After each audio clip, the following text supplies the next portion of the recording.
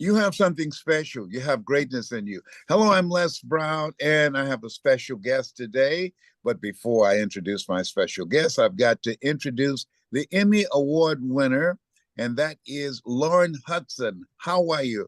An Emmy Award winning reporter that really had some incredible moments when she was in broadcasting on television in Detroit, Michigan. How you doing, beautiful one? Oh, well, I'll take that. Thank you so much. Great to be with you, Les. Thank you. And listen, it's better to be seen than to be viewed. I'm telling you.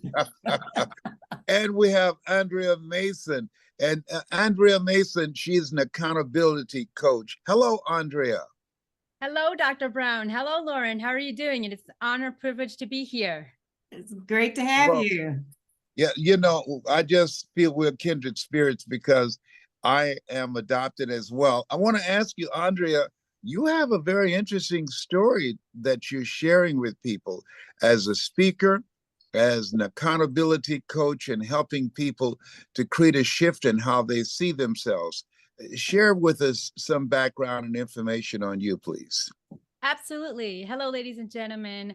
My name is Andrea Mason. I was born under the war-torn drug zone era at its prime during the cartel of Colombia, South America. My parents weren't able to care for themselves, let alone me. So they put me up for adoption.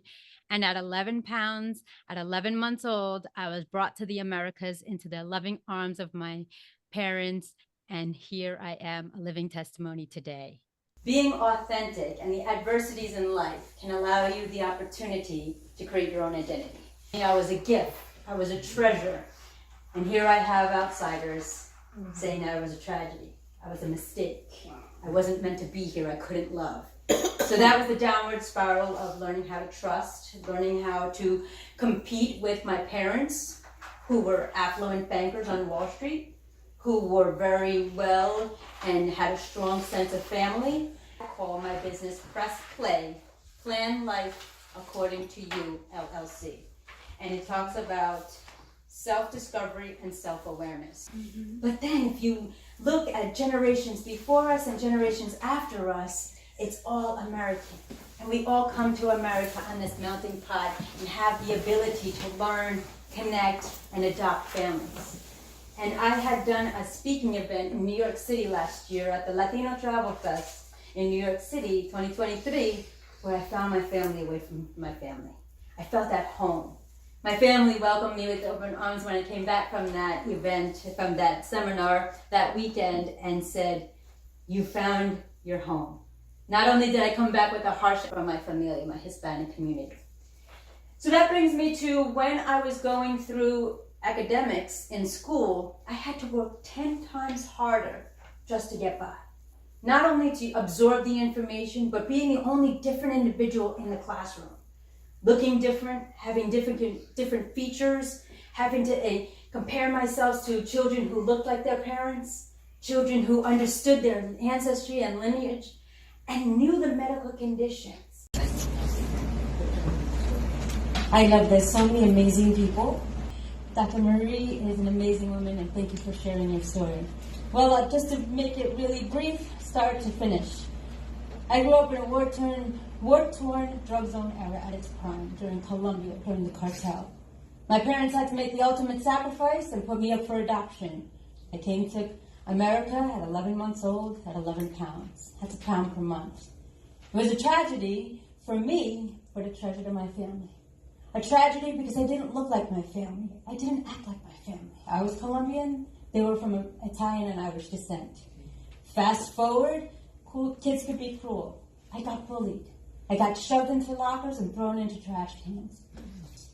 I decided to fast forward, go now into the holistic and medical field. After doing so, I realized I could be more, I could do more. And this man right here changed my life. And I realized that I had to make the difference. I was going to be the face of change of mental health. I studied and got both degrees in social work and psychology.